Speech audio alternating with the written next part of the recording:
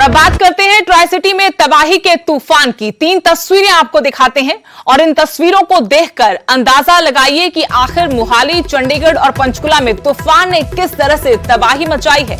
जगह जगह पेड़ उखड़ गए तो कहीं बिजली के खंभों पर पेड़ गिरने से बिजली गुल हो गई, लोगों को परेशानियां हुई, वहीं गाड़ियों को नुकसान पहुंचा। तबाही की 3 तस्वीरें आपके सामने हैं। आपको दिखा रहे किस तरीके से कल रात को जब ट्राई सिटी में अचानक तूफान आया तो मोहाली, चंडीगढ़, पंचकुला की उसके बाद की तस्वीरें क्या हैं। जगह जगह पेड़ उखड़ गए और पंचकुला सेक्टर 9 में स्कूल की दीवार गिरने से कई गाड़ियों को नुकसान भी पहुंचा है। बिजली गुल होने की वजह से लोगों को परेशानियों का भी सामना करना पड़ा।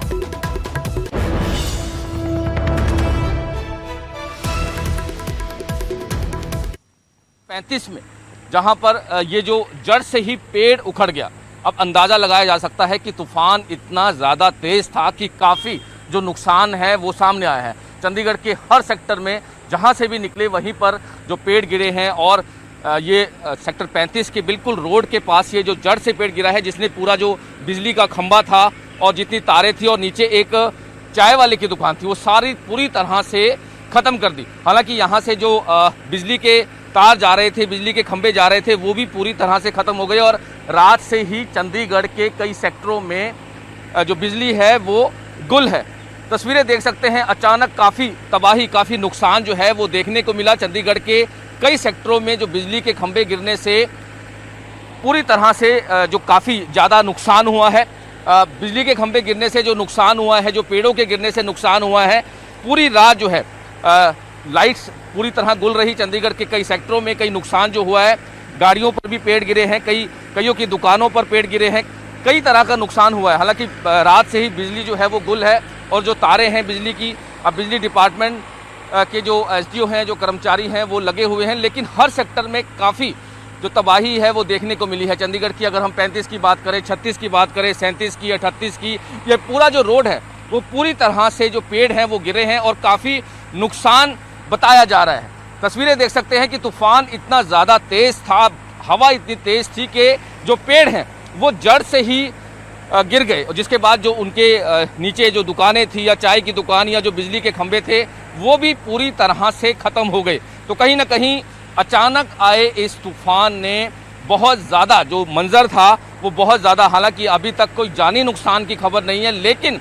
जो ये नुकसान हुआ है बिजली के खंभे गिरने से, जो गाड़ियों पर पेड़ गिरने से और जो ज़्यादा खलबली मची है, तो कहीं ना कहीं काफ़ी ज़्यादा पूरी रात जो है लोग काफ़ी डरे सहमे थे, क्योंकि जो पेड़ गिरे हैं, जो गाड़ियों पे पेड़ गिरे हैं, जो खंभे अचानक गिरे हैं, उसकी वजह से काफ़ी नुकसान जो है ट्राई सिटी में वो देखने को मिला। चंडीगढ़ से कैमरामैन सुखजिंदर सिंह के साथ मनोज राठी, न्यूज़ 18 पंजाब। पंचकुला में भी देर रात आए तूफान और बारिश का कहर देखने को मिला। पंचकुला के सेक्टर 9 में एक स्कूल की दीवार गिर गई, इससे 6 गाड़ियों को नुकसान हुआ। स्कूल की दीवार के साथ ही ये गाड़ियां खड़ी की गई थी और फिर बारिश और तूफान में दीवार गिरने से गाड़ियों को नुकसान हुआ।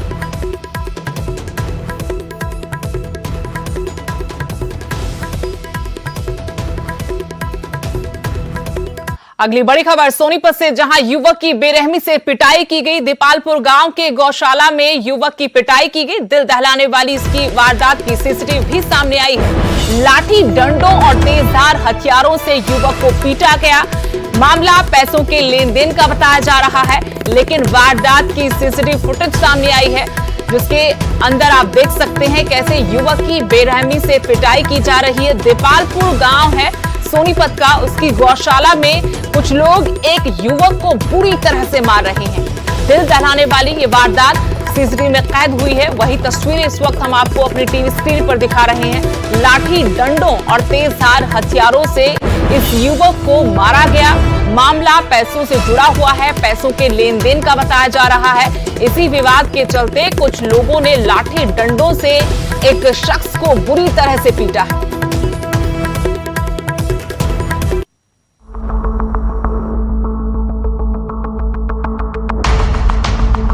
ये तस्वीरें खौफनाक हैं, दिल दहला देने वाली हैं। तस्वीरें कानून व्यवस्था पर सवाल खड़े करती हैं। जरा गौर से इन तस्वीरों को देखिए। कुछ लोग एक शख्स को घसीटकर सड़क पर लाते हैं। और फिर उस पर डंडों की बरसात कर देते हैं। एक के बाद एक उसकी जमकर पिटाई की जाती है। ये तस्वीरें सोनीपत के गांव दीपालपुर की हैं, जहां गौशाला के बाहर एक शख्स की बुरी तरह मारपीट की गई। बदमाशों को ना कानून का डर था न पुलिस का, सिर पर इतना खून सवार था जिसकी गवाही ये तस्वीरें भरती हैं कि किस हैवानियत से इस शख्स को मारा गया। न गौशाला के कर्मचारियों ने बचाने की हिम्मत की, न पास से गुजर रहे राहगीरों ने। बदमाशों की गुंडागर्दी यही नहीं रुकी, बदमाशों ने पीड़ित को बचाने आए उसके 2 भाइयों को भी नहीं छोड़ा। दोनों की बुरी तरह मारपीट की गई और पीड़ित परिवार को जान से मारने की धमकी भी दी। दरअसल दोनों पक्षों के बीच पैसों को लेकर विवाद चल रहा था और पीड़ित पैसे लेने के लिए गौशाला गया था। उसे पैसे तो नहीं मिले पर बुरी तरह मारा पीटा गया। ये घटना 25 मई की बताई जा रही है। वारदात के कई दिन बाद भी कानून के लंबे हाथ अभी भी खाली हैं। हालांकि पुलिस ने आरोपियों की पहचान कर ली है पर अभी तक किसी की गिरफ्तारी नहीं हुई है। ये दीपालपुर गौशाला की घटना है। जो वीडियो वायरल हुई है उन लोगों को पहचानने की कोशिश की जा रही है और उनको जल्द से जल्द पहचान कर गिरफ्तार किया जाएगा। अब देखना होगा कि पुलिस कितनी जल्दी इन आरोपियों को गिरफ्तार करती है और पीड़ित परिवार को इंसाफ दिलाती है। इस घटना ने जहां ये साबित कर दिया कि बदमाशों को कानून से कितना डर है, तो वहीं ये वारदात पुलिस प्रशासन को भी सवालों के कटघरे में खड़ा करती है। सोनीपत से नितिन अंदिल के साथ ब्यूरो रिपोर्ट, न्यूज़ 18। पालमपुर के एसडीएम धर्मेश रामोत्रा इन दिनों सोशल मीडिया पर खूब ट्रोल हो रहे हैं। कोविड केयर सेंटर में साहब पूरी सुरक्षा और सावधानी के साथ कोरोना पेशेंट से मिलने पहुंचे। अब आप सोच रहे होंगे कि फिर उनकी जग हंसाई आखिर क्यों हो रही है। इस रिपोर्ट में देखिए आखिर सोशल मीडिया पर एसडीएम साहब की टांग क्यों खींची जा रही है।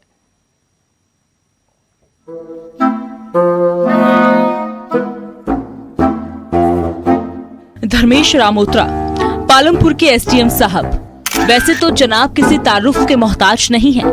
ये अक्सर सुर्खियों में ही रहते हैं, या यूं कहें कि चर्चा में रहना जनाब को खूब भाता है।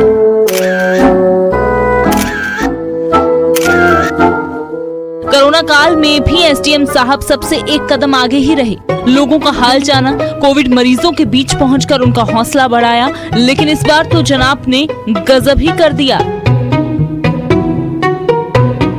एसडीएम साहब मरीजों का हाल जानने के लिए कोविड केयर सेंटर पहुंचे, वो भी पूरी सावधानी और सतर्कता के साथ। पीपीई किट पहनकर मरीजों के बीच पहुंचे। लेकिन अब मुसीबत ये कि आखिर साहब का रुतबा और रौब पीपीई किट के अंदर लोगों को नजर कैसे आए। हाथ में नेम प्लेट लिए भी नहीं घूम सकते, इसलिए अपने डेजिग्नेशन को पीपीई किट के ऊपर ही चिपका दिया ताकि दुनिया को दिख सके कि उन्हें लोगों की कितनी चिंता है और वो उनके कितने हितैषी हैं। यहाँ तक तो फिर भी ठीक था, लेकिन साहब ने फोटो भी खींची और सोशल मीडिया पर वायरल भी कर दी। लेकिन उसके बाद उन्हें अपनी तारीफ की जो उम्मीद थी वो धरी की धरी रह गई। उल्टा सोशल मीडिया पर वो जमकर ट्रोल होने लगे।